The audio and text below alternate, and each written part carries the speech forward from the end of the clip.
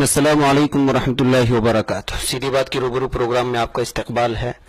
एक बार फिर मैं अपने उस्ताद मुकर्रम और हमारे मुरब्बी और रूहानी रहनुमा मौलाना सज्जाद नोमानी साहब के बेंगलुरु दौरे के दौरान एक बार फिर आपसे रूबरू करवाने की जसारत कर रहा हूँ। और इस वक्त कुछ सवालात मौलाना से करने की मैं कोशिश कर रहा हूँ। मुमकिन है कि जो है तसल्ली बख्श जवाब मिले। अगर कोई सवाल लगे कि उसका जवाब ना आ पाए तो जो इंशाअल्लाह आप उसको मेरे लिए माफ़ी के दर्जे में रखें। तो मुल्ला इस्तकबाल है एक बार फिर। और सबसे पहले दुआओं की दरख्वास्त सीधी बात के लिए।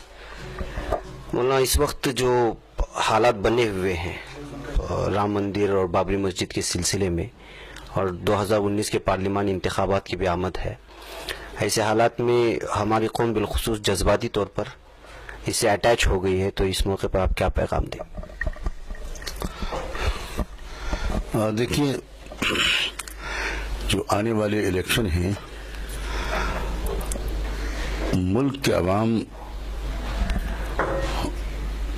2014 के इलेक्शन के मौके पर जो वादे उनसे किए गए थे उन पर एतबार करके और पिछली हुकूमतों की खराब कारकर्दगी से परेशान होकर उन्होंने एक तब्दीली की कोशिश की थी और बड़े जोश और जज्बात के साथ मौजूदा हुक्मरान पार्टी को ने वोट दिए थे। लेकिन इससे किसी को भी इख्तिलाफ नहीं हो सकता, अगर कोई जानतदार है तो, कि कोई भी वादा पूरा नहीं हो। न नौजवानों को जॉब्स मिले, न किसानों के कर्जे माफ हुए, न उनकी आमदनी बढ़ी, न पेट्रोल और डीजल सस्ता हुआ बल्कि वो तो कई गुना महंगा हो गया, और न काला धन वापस आया। कोई भी वादा पूरा नहीं हुआ। इसके बरक्स हुआ, लाखों लोगों के जॉब्स चले गए, किसान पहले से ज्यादा खुदकुशी करने पर मजबूर हुए, पेट्रोल डीजल बहुत ज्यादा महंगा हो गया, नोटबंदी और जीएसटी वगैरह ने कमर तोड़ दी। तो लोग बहुत तंग आ चुके हैं और ये एक मन बना चुके हैं कि भाई हमको बदलाव लाना है, और ऐसे अलायंसेज और गठबंधनों की तलाश में हैं जो किसी तरह इस मुल्क को इन कॉर्पोरेट फैसिज्म से छुटकारा दिलाया जा सके। वो सरमायादाराना फस्तायत है, ये दोनों मिल गए। तो अब ऐसे मौके पर उनकी एक जरूरत यह है कि लोग वोट देते वक्त इन सारे मसाइल को याद न रखें। न नौजवानों को जॉब याद रहे, न किसानों को उनकी फक्र फाका और खुदकुशी याद रहे, न उनकी कमर तोड़ कर्जे याद रहे, न पेट्रोल डीजल की महंगाई याद रहे, और न नोटबंदी और जीएसटी से जो तबाह हुआ है स्मॉल और मीडियम स्केल बिजनेस, वही उनको याद रहे, वगैरह वगैरह। और न वो स्कैम्स याद रहे जो हजारों लाखों करोड़ रुपए लेकर लोग भागे हैं, और न मुल्क की मौजूदा माशी हालत के जो इस वक्त मुल्क के बड़े सरमायादार हैं वो कुल 20,000 हैं, जिनकी आमदनी गोया 1,000 करोड़ से ज्यादा है या उससे भी ज्यादा। 20,000 में से 14,000 लोग अपनी पूरी दौलत लेकर मुल्क छोड़ चुके। मुल्क बहुत रिजर्व मनी के एतबार से कल्लाश हो चुका है। तो ऐसे मौके पर उनकी एक जरूरत यह है कि वो कोई नशा पिलाएं वोट देने वालों को। कोई नशे की कैफियत होनी चाहिए। नशे की कैफियत में इंसान अपने होश आवास में तो रहता नहीं। अब भारत के लोगों का एक मिजाज है धार्मिक किस्म का, तो उसका फायदा उठाकर वो एक नशे की कैफियत फिर से पैदा करने की कोशिश कर रहे हैं। लेकिन मुझे ये उम्मीद है कि 2090-92 के बाद से अब तक 20 साल में गंगा में बहुत पानी बह चुका है, और आवाम जो हैं वो बहुत मैच्योर हो चुके हैं, समझ चुके हैं।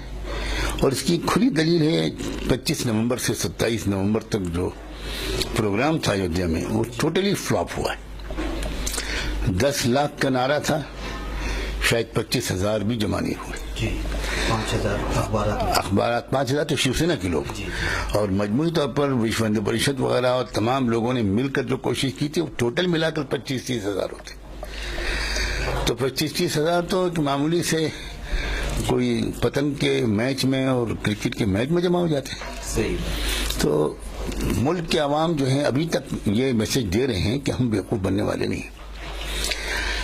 جس موقع پر مسلم لیڈرشپ کا, مسلم تمام لوگوں کا بھی فرض ہے کہ وہ بابری مسجد کے مسئلے پر اس سے زیادہ نہ بولیں کہ عدالت کے فیصلے کا انتظار کیا جائے. ایک جملہ بولیں, اور باقی بار بار جب بھی کوئی موقع ہے تو یہی مسائل یاد دلائیں. مہنگائی, ڈیزل, پیٹرول, نوٹ بندی, GST, یوتھ, جابز وغیرہ وغیرہ, یہی اصلی حقیقی مسائل.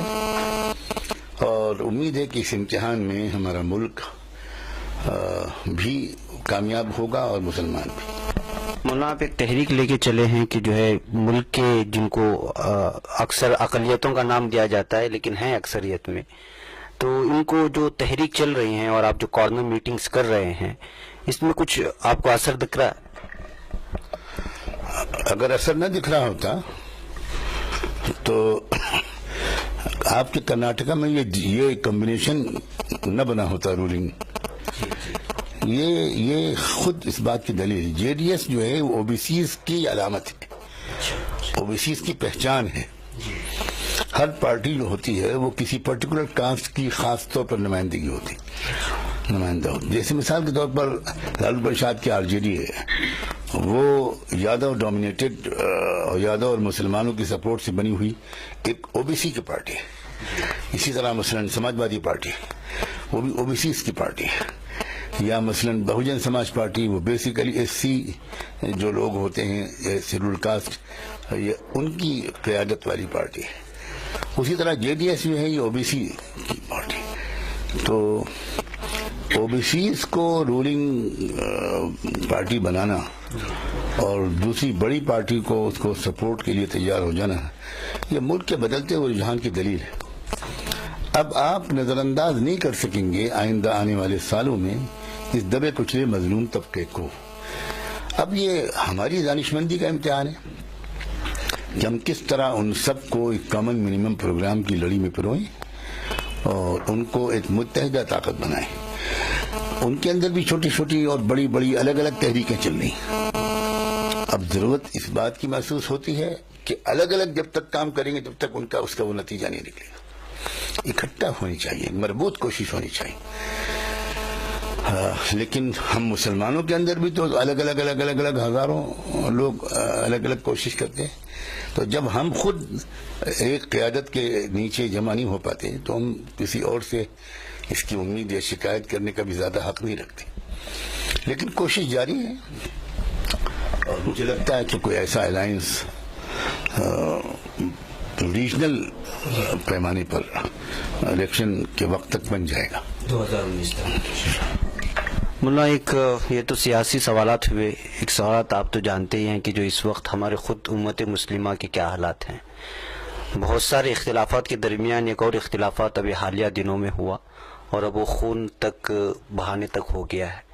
ایسے اختلافات کے لیے آپ کچھ پیغام دینا چاہتے ہیں, بالخصوص بنگلہ دیش کے جو واقعات پیش آئے اس کے مد نظر؟ بہت ہی حساس موضوع چھیڑ دیا ہے اپنی. تحریکوں کی جو ابتدا ہوتی ہے بڑے اخلاص کے ساتھ, مجاہدوں, قربانیوں کے ساتھ ہوتی ہے, لیکن جب بہت زیادہ استقبال ہونے لگتا ہے اور غیر تربیت یافتہ عملہ بہت زیادہ اس پر حاوی ہو جاتا ہے اور جاہ اور مال کی بنیاد پر لوگ مختلف جماعتوں اور تحریکوں کے اونچے مناصب پر فائز ہونے لگتے, تو پھر وہی ہوتا ہے جو اقبال نے کہا تھا, کیا تجھ کو بتاؤں تقدیر امم کیا ہے, طاؤس اور شمشیر و سینہ اول, طاؤس و رباب آخر. اب یہ بہت ہی سخت دکھ کی بات ہے اور اس کی کوئی توجیہ نہیں کی جا سکتی اس کے سوا کہ ایسے موقع پر جبکہ ہم رونا رو رہے تھے, احتجاج کر رہے تھے, بلکہ شرمندہ ہو رہے تھے बजरंग दल जैसी तंजीमों की मॉब लिंचिंग पर। हमने तो ऐसी मॉब लिंचिंग की है कि पिछली मॉब लिंचिंग का सारा रिकॉर्ड टूट गया। ये वैश्याना मॉब लिंचिंग ही तो थी जो बांग्लादेश में हुई है, जिसने सख्त अल्फाज में मजम्मत की जाए या इजहार अफसोस किया जाए कम। फिर मुझे इकबाल का शेर याद आता है कि देख मस्जिद में शिकस्ते रिश्ते तस्बीह है शेख, और बुत कदे में बरहमन की पुख्ता जुन्नारी भी देख। कि हम किस कदर मुंतशिर होते चले जा रहे हैं, और जो दुश्मन ताकतें हैं, मुल्क और मिल्लत की बदखाह ताकतें हैं, तंग नज़र लोग हैं, खुदगर्ज लोग हैं, वो अपने ज़बरदस्त इख्तिलाफात को बालाए ताक रख कर किस तरह तखरीबी मकासद के लिए मुत्तहिद हो रहे हैं। तो मैं तो इस मौके पर सिर्फ यही कहूँगा कि भाई दावत तबलीग की इस मेहनत को सारी दुनिया के दुश्मन बदनाम करने की कोशिश करते तो इतना बदनाम नहीं कर सकते थे जितना इसकी तरफ मंसूब लोगों ने कर दिया। खुदा के लिए इस अजीम जद्दोजहद को बदनाम न किया जाए, जिसने बहुत बरवक्त उम्मत की दस्तगिरी की और इर्तिदाद के दहाने पर खड़ी थी उम्मत पिछली सदी में, जब इस काम ने उसको बचाया।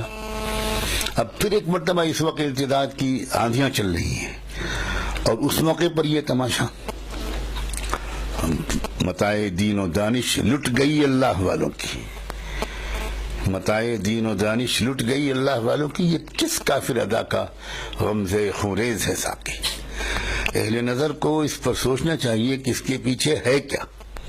कोई माशूक है इस पर्दे ज़िंदगानी में, कोई है जो इस मौके पर हमको आपस में लड़ा रहा है, और तवज्जो किधर होनी चाहिए थी। लड़कियां, हमारी बच्चियां हर जिले में मुर्तद होकर भाग रही हैं। इस मौके पर ईमान और यकीन की उसी वाशिगाफ और मुखलिस दावत की पहले से ज्यादा जरूरत थी जो तबलीग और दावत के जरिए गलियों गलियों में लग रही थी। इस मौके पर बिला किसी तफरीक, मसलक और जमात के कलमे की बुनियाद पर इकराम और अखलाक की दावत की जरूरत पहले से बहुत ज्यादा थी। और हो क्या रहा है?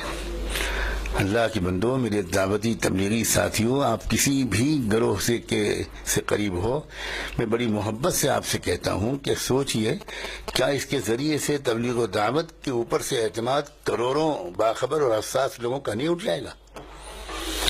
क्या लोग ये पूछने और सोचने में हक बजारी नहीं होंगे कि जो लोग हमको इकराम मुस्लिम सिखा रहे थे, उनका आपस में एक दूसरे के साथ ये कत्ल गारत गरी का मामला है, तो इसका मतलब तो ये हुआ कि ये पूरा निजाम इस्लाह नाकाम है। इस्लाह में बड़े खतरनाक सवालात आ जाएंगे। इसका मतलब ये हुआ कि इस्लाह की ये इसने कुछ भी नहीं किया। इतने दिन तक इसने जो अफराद तैयार किए, अब खासतौर पर चंद सालों में, गुज़िश्ता चंद सालों में उसने भीड़ इकट्ठा की, और उसने कोई किरदार को बदल देने वाली इस्लाह नहीं कर सका वो। और ये बेतमादी अगर पैदा हो गई तो कोई मुझे बताए कि जो उम्मत मुस्लिमा के बेखबर गाफिल भाई और बहन हैं, जिनको हम बेतलब कहते हैं, उन तक अमूमी अंदाज से कलमे की बुनियाद पर राब्ता कायम करने का इसके अलावा और क्या रास्ता है? आज भी हमारे पास तबलीग व दावत का कोई मुतबादिल नहीं, कोई मुतबादिल नहीं है। आप अपने मुल्क को छोड़िए जहां आपको बड़े बड़े शहरों में मदरसे और मस्जिदें नजर आती, तो जाकर देखिए लैटिन अमेरिका, साउथ अमेरिका, आप जाकर देखिए Panama, El Salvador, Chile, Cuba, Brazil. अगर ये दावत तबलीग की मेहनत न होती तो वहां तो लाखों मुसलमान मुर्तद होकर खत्म हो चुके होते, एक भी मुसलमान बंदावा न मिलता। यही जमातें थी जो गई हैं वहां, और इन्होंने शराब खानों में मेहनत की, शराब खानों में गए, ढूंढा एक एक आदमी को, 200-200 मील, 300 मील का सफर करके एक बंदे का इनको पता चला कि उसके आबा अजदाद मुसलमान थे, उसकी दादी कुरान पढ़ती थी, उसके दादा मस्जिद में अजान देते थे। अब तो वो मुसलमान नहीं लगता, लेकिन फिर भी जाइए तो मुलाकात की और पता चला कि हाँ हम मुसलमान ही खानदान से हैं, बस हम तो कुछ नहीं जानते। ऐसे लोगों को ये लोग निकाल कर लाए, और फिर वो नमाजी बने, दाई बने, उन्होंने मस्जिदें आबाद की, मदारिस कायम किए, वहाँ हिफ्ज़ कुरान के मदरसे मैंने खुद देखे हैं। सब इसी दावत तबलीग की मेहनत की बरकत से हुआ है। तो इसका कोई बदल हमारे पास नहीं है। इसलिए अल्लाह के बंदो, छोटे छोटे इख्तिलाफात को एक अजीम नेमत से उम्मत की महरूमी का सबब न बनो। एक दूसरे को माफ करो, एक दूसरे से माफी मांगो, और फिर से एक मरतबा ये पैगाम दे दो कि हमसे गलती हो गई थी, अब हमने माफ कर भी दिया है, माफी मांग भी ली है। पूरी उम्मत में एक जश्न मनाया जाएगा और लाखों लोग नमाज शुक्र पढ़ेंगे। नाज़रीन, मुझे उम्मीद है कि जो है आप तक मौलाना का पैगाम पहुंच चुका होगा। चूंकि अजान हो रही है, मजीद सवालात नहीं कर सकते, इसलिए मुझे और मौलाना को रूबरू के इस प्रोग्राम में इजाज़त दें। फिर मौलाना की आमद होगी या हम मौलाना के पास जाएंगे और आपसे रूबरू कराएंगे। तब तक के लिए इजाज़त। अस्सलाम वालेकुम व रहमतुल्लाहि व